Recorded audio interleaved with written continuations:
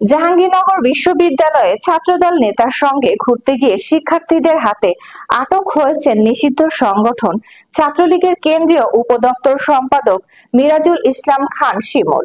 শুক্রবার রাত 9:30টায় কলা ও মানবিক অনুষদ ভবনের সামনে তাকে দেখতে পায় শিক্ষার্থীরা। এক শিক্ষার্থী শিমুলকে চিনতে পারলে শিক্ষার্থীরা তাকে আটক করেন। জিজ্ঞাসাবাদে তিনি ছাত্রলীগের কেন্দ্রীয় উপদপ্তর সম্পাদক হিসেবে নিজের পরিচয় দেন। বিশ্ববিদ্যালয়ের প্রক্টরের উপস্থিতিতে শিমুলকে আশুলিয়া থানায় পুলিশের হাতে তুলে দেওয়া হয়। জিজ্ঞাসাবাদের সময় শিমুল স্বীকার করেন, জাহাঙ্গীরনগর বিশ্ববিদ্যালয়ের ছাত্রদলের যুগ্ম আহ্বায়ক আহমদুল্লাহ তাকে ক্যাম্পাসে নিয়ে এসেছিলেন। পরে আহমদুল্লাহকেও পুলিশ আটক করে।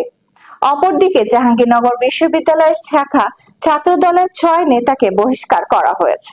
তারা হলেন সদ্য আহ্বায়ক কমিটির যুগ্ম আহ্বায়ক জোবায়ের আল মাহমুদ ও নাইমুর রহমান কৌশিক, রফিক জব্বার হলের সাবেক যুগ্ম আহ্বায়ক আব্দুল কাদের মারজুক এবং মীর মোশাররফ হোসেন হলের সাবেক যুগ্ম আহ্বায়ক ইকবাল হোসেন, সদস্য আব্দুল গাফফার ও আল ইমরান।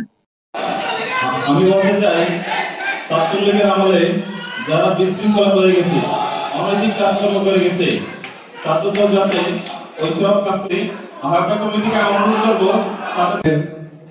এই গণ আন্দোলনের শহীদ সকল আহ্বায়ক এবং সদস্যদের অভিনন্দন জানাচ্ছি, কৃতজ্ঞতা প্রকাশ করছি সকল বড় ভাইদের প্রতি যারা আমাদের এই প্রতীক্ষার অবসান ঘটিয়ে জাহাঙ্গীরনগর বিশ্ববিদ্যালয়ের নেতৃত্ব যোগ্য নেতৃত্বের হাতে তুলে আমি